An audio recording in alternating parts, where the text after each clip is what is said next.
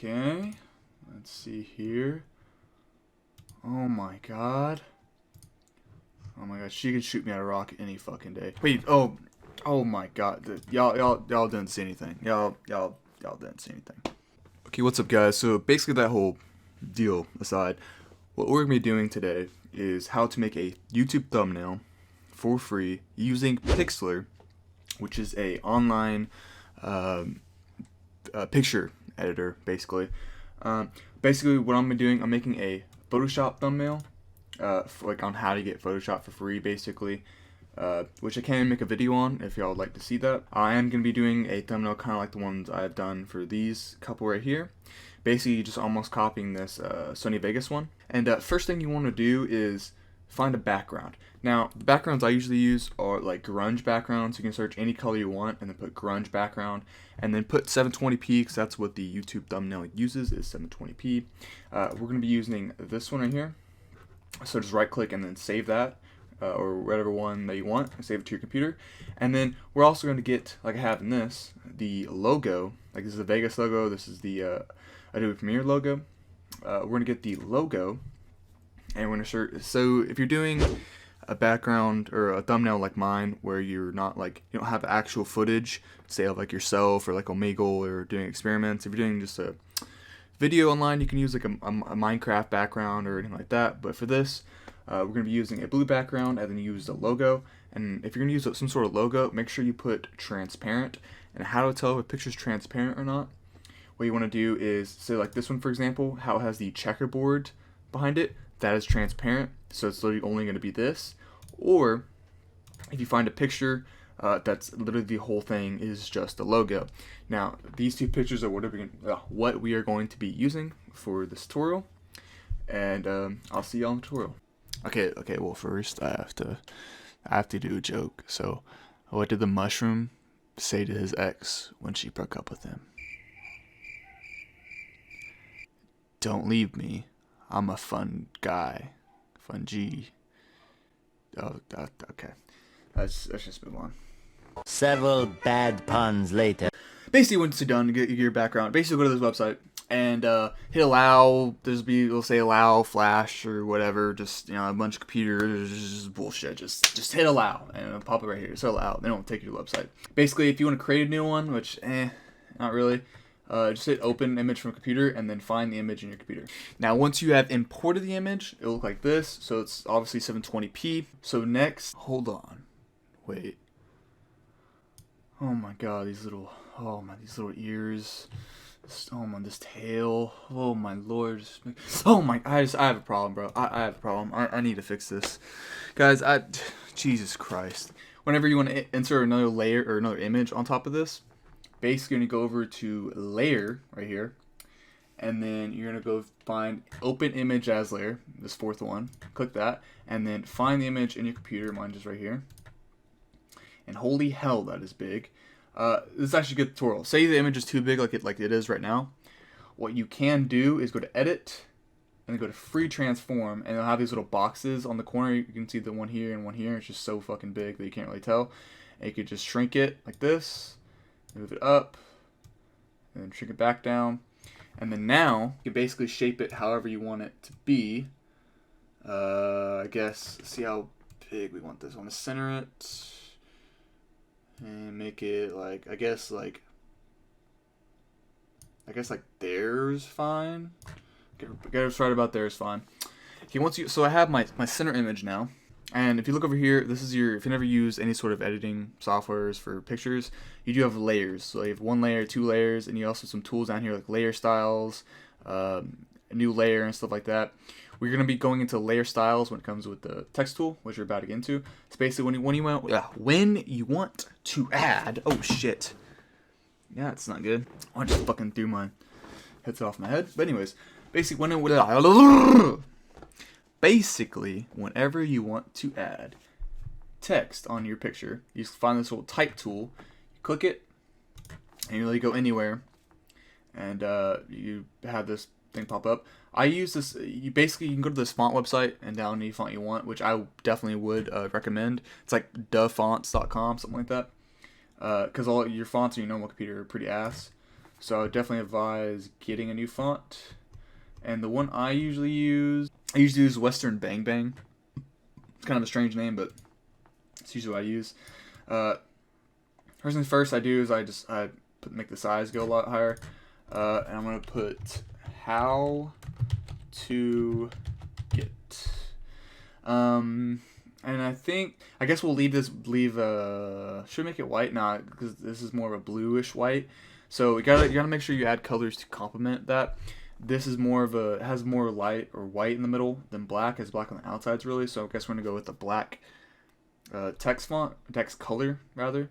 You basically hit OK, and then once you can't move it yet. You're still in your type tool thing. So you just start making another layer for typing. Basically, when to find this move tool, click on that, and then basically you can position it however you want it. Now I did make it the size. I think I'm gonna leave it. You do want to you don't want to be overwhelming big, but you do want to be big enough to get attention. I am probably gonna make the other words bigger, but basically, so once you have it positioned where you want it, and you want to add like layer styles to this, which layer styles, make sure you're on the layer that has, like, you can click on like different layers like this. Say I'm on this layer and I try to move the Photoshop thing, I can't move it because I'm not on that layer. So you have to make sure you're on your how to get or whatever you made the words layer, and then click on layer styles, and then you'll get this little thing that pops up. First things first, add a drop shadow. Drop shadow is really good. Basically, what you can do is you can check it and then you can click on it, and then it brings up more of a detailed way on it. We're gonna go ahead and change the color.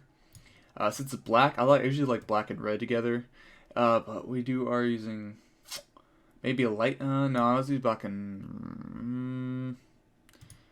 How would a light blue work with this? And light blue might actually work. Nah. I'm just gonna go red. Red looks. Yeah, I think red looks a lot better, even though it doesn't really match the style of the Photoshop logo. I think it does look with the background that I chose. I think this looks a little bit better. But there's a lot of options you can change, like opacity. I always just max that out with the drop shadow. You change the distance. You can make it like way down here for whatever reason. But usually what I do is I make it like a little bit lower than it, like around 7 or 6. I'm gonna go 6 on this. And you can also change the size. This one I do play with sometimes. There we go. You can make it where it's like, okay, that's obviously stupid, but if you want more of a glow effect, which these are a little bit better for the glow effect, but you can make it a little bit like glowing. I usually go in like in the middle of that, like around there-ish. That's usually what I do. And then, so I don't think I'm going to use a lot of these, but you can definitely use like inner shadow, for example. Like you click on this, you can go white. So for a white inner shadow, for example, and it does look like the inner shadow. The inner shadow I don't really like very much. I mean, sometimes like that looks kind of decent, but not really. I mean, that doesn't look half bad actually. Have a little bit on the outside, and then you have the drop shadow on the right side. And we can go with that. Bevel, I know for a fact I never use bevel because bevel's like actually retarded. But you can mess with bevel if you want to. I'm not gonna get into bevel. Outer glow, Inner glow, I definitely don't really like very much. Outer glow is a little bit different. I kind of, no, not bevel. I kind of do like outer glow a little bit. Basically, I think, yeah, this is kind of a good, maybe a little more harsher. And then you can change the hardness of it and make it like more of this. But I think I'm gonna add a very faint one to it. You can also adjust the size in this one. I also just add like a glow effect to the back of it. I'm also gonna make a very faint, just make it pop more. And then okay, that's our how to get part done. Okay, next we're gonna add the next couple words to it. What I'm gonna do is put how to get Adobe Photoshop, and then put free here, and then CS6 a little bit underneath it. So just grab your text tool, and then click about here. I'm gonna make this a tad bit bigger, not a whole lot. Maybe like there. But like Photoshop, you see now you can move it a little bit better. I'm gonna go try to get in the cut everything in between. It's like right there is fine. I think what I'm gonna do for this is I'm gonna show you how to copy a layer style and then paste it on the next one. So I think okay on that. So basically, if you want to, if you already did one word and you want the next word to be the exact same, what you can do is click on this, right click, and hit copy layer styles, and then go to your Photoshop layer, right click, and hit paste layer styles, and then see it's 100% the exact same as that. What I think I'm gonna go ahead and going to do, also to make this a little bit shorter, because this is like a super basic how-to thumbnail video. Okay, so also there's a problem with this program. As you can hear, like I'm typing and it's not actually popping up. I don't really know why it does that sometimes, but it does. Basically what I'm gonna do, I need to make Adobe on this side and Photoshop on this side. I'm just kind of retarded. Okay, for whatever reason, while I'm recording, it does not let me erase stuff, but now you can see I can type stuff perfectly. But for whatever reason, it did not let me like type anything. I'm gonna put free. Oh, not kid. Free here. Now up the size a little bit. I'm gonna go with a like yellow like price tag look, and then I'm gonna go to the layer styles in this one. I'm gonna change it up a little bit. I'm going to I'm gonna leave the drop shadow, but I'm gonna change the color. And I think I might do a black drop shadow on this because it's a really bright color. Leave the opacity all the way up. Bring out the distance a little bit. Or bring that distance a little bit slower. Not slower, but lower. About right there, I think. Okay, so basically what I did is I just added a inner glow on this one actually, and then made it like a light blue. Looks a little bit better, a little bit more normal. I'm not really liking the colors I chose for this actually, but oh well. I'm not gonna use this thumbnail anyways, most likely.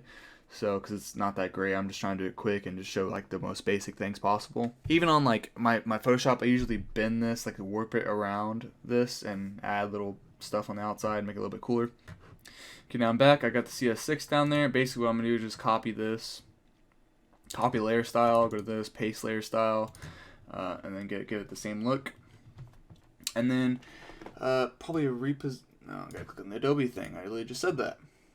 Get this a little bit closer actually, and then that's a really shitty job. I know I could do a lot better than me, but I try to do it as quick as possible. And anyways, whenever you save your picture, if you're doing it for YouTube thumbnail, it has to be under 500 kilobytes. So the way to change that is you just go to quality, leave it on JPEG because you get the most quality for the least amount of space, and you just find the one that's closest to under 500 kilobytes, which the quality be 93. It really doesn't affect the quality that much. Like here, I'll save it and I'll open the picture real quick. Okay, and as you can see, I was on 93. It was on 93 quality, and for a 720p picture under 500 kilobytes, it's definitely not that bad. Well, anyways, hope y'all enjoyed. Let me know what I shoot next. If I shoot any more, like if I shoot the Photoshop tutorial on how to get Photoshop for free, or what any other programs, or just videos in general, like the Omegle one I just did. If that was cool. Basically, whatever videos y'all want me to do, and I'll see you in the next one.